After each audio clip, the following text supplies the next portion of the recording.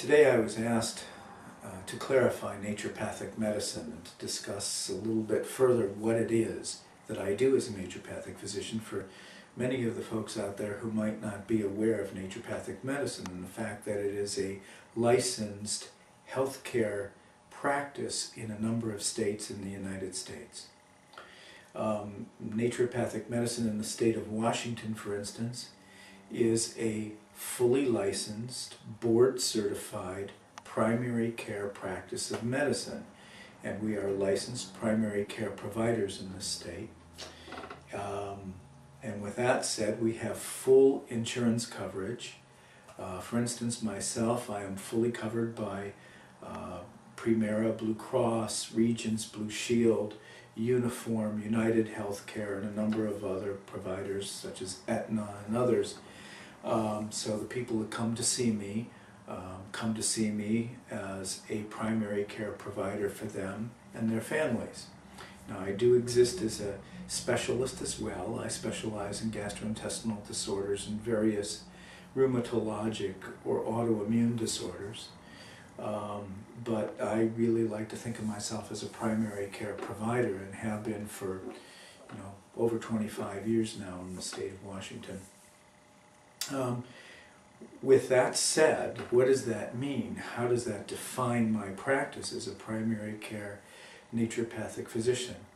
Well, again, in the state of Washington, I'm using this state as an example because it's one of the better licensed states in the United States for naturopathic medicine. In this state, I'm licensed to provide all full scope of practice and a full scope of drug and medication prescription, with the exception of certain classifications of narcotics. So certain narcotic medications I cannot prescribe. What does that mean? That means that I can prescribe numerous hormones, estrogens, progesterones, etc. Thyroid hormone, it means that I can provide all antihypertensive medications. I can prescribe steroids, prednisone, etc. I can prescribe steroid inhalers as management of asthma. I can prescribe various forms of antibiotics. All antibiotics are prescriptive for me. Now, people might be hearing this and why, if he's a naturopathic physician, does he want to prescribe those medications? Well, because I want to have the availability of that prescriptive capability in my back pocket when I need to, and I'm going to explain why in a few minutes here. But I'm just trying to help you guys understand what naturopathic medicine is and how it's practiced here in this state. So we have the full scope, prescriptive scope in this state. We also have the ability to prescribe nutraceuticals, supplements, vitamins, minerals of various types, botanical medicines of various types, homeopathy. We have the capability of prescribing various nutritional regimes, dietary programs. We are licensed to do manual therapy. Manual therapy is like chiropractic therapy. We're not trained in chiropractics. That's a special unto itself. But manual therapy and various forms of physical manipulation and soft tissue work. We are also licensed to diagnose and treat all forms of disease except cancer. We certainly can work a patient up if we suspect that, let's say, a woman has breast cancer. We do a breast exam, we find a nodule and a lump in the breast. We can certainly refer that patient out for a mammogram, ultrasound, or various imagings that are needed to diagnose that. And once it's diagnosed, then we send them off to a specialist for biopsy, needle biopsy, and lumpectomy, etc. So from start to finish, in all diseases, we're allowed to evaluate and diagnose those diseases. We can order CAT scans, X-rays, MRIs, etc. as needed for our patients. So that is new information for a lot of people because they don't understand the scope of practice that we have in many of the licensed states we're in. Now, what makes us a little bit different? Well, The root word of naturopathy is nature. And so what makes us a little bit different is in our education, and our education, by the way, is a 4-year postgraduate doctorate degree education, and our basic sciences are identical to any other medical school in this country. We do cadaver dissection, we have hours upon hours of biochemistry, etc. We have a lot more nutritional biochemistry as a part of our didactic learning, though, than a regular medical school. And we have residencies, and our medical schools in this country are CME accredited, so they are accredited universities and colleges for the education of naturopathic medicine. With that said, what makes us a little bit different? Well, nature at the root word to naturopathy means that there is a respect, and traditionally has been in the practice and teaching of naturopathy, for nature, and an understanding of how nature functions. What are the rules that nature follows? What are the cyclic movements of nature, and how does that affect us? And how can we realign ourselves with those natural movements or natural cycles that we find?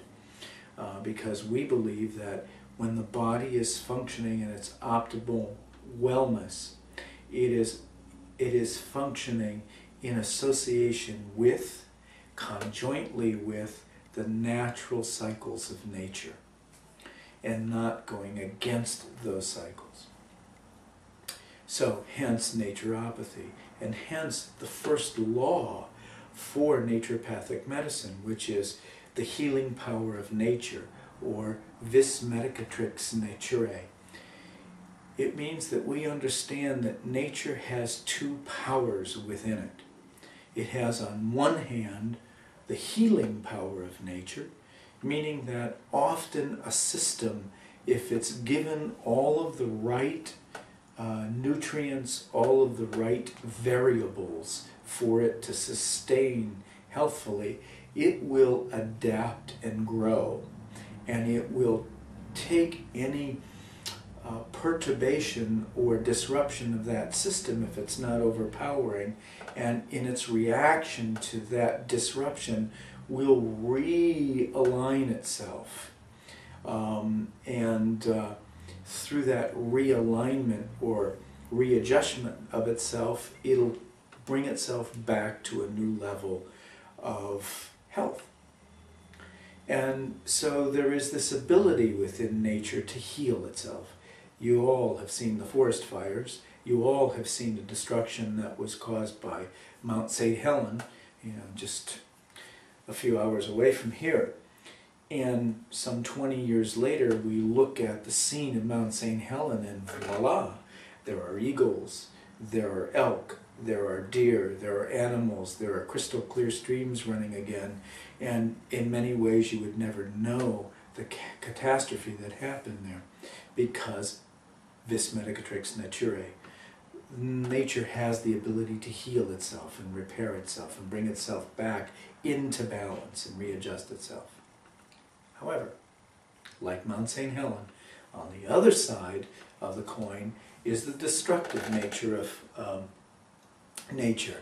And that destructive process is that process which degenerates, degrades, and deteriorates things.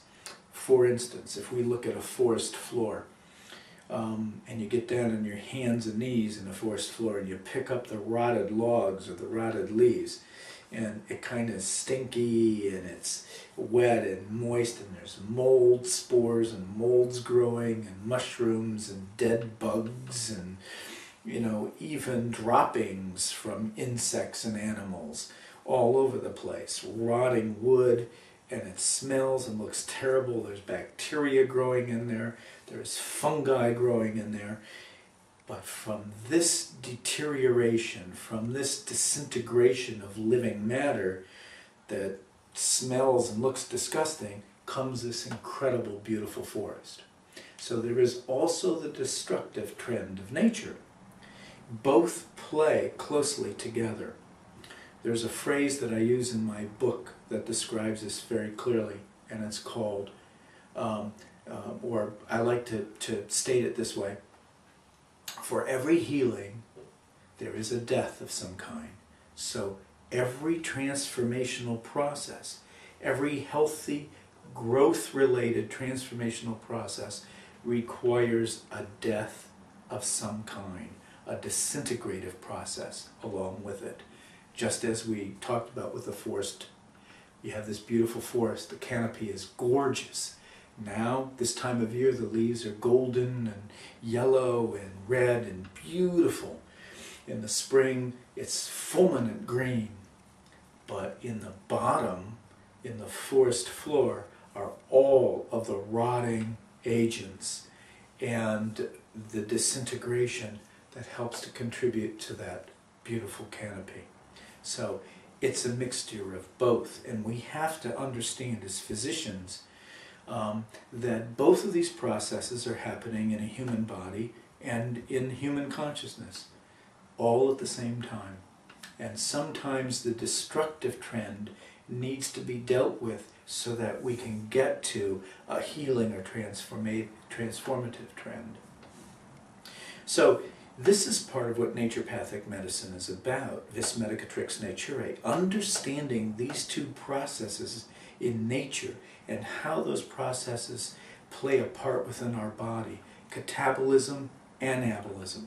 Anabolism means that which contributes to growth. Catabolism is that which contributes to the degeneration, disintegration, or breakdown of things.